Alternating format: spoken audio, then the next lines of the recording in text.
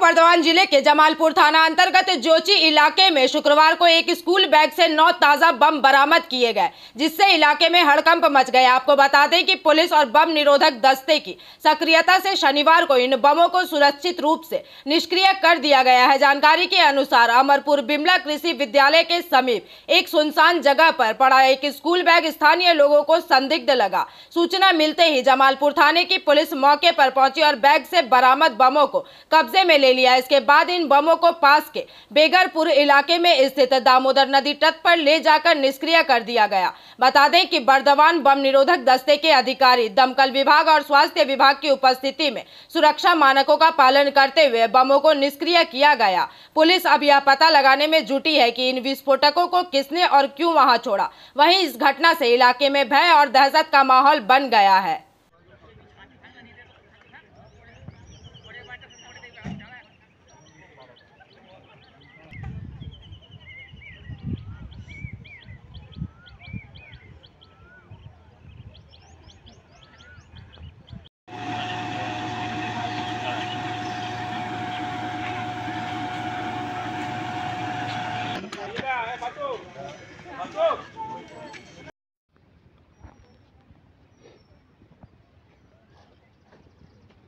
এটা পলি প্যাকেট নিয়ে আসো তো এখানে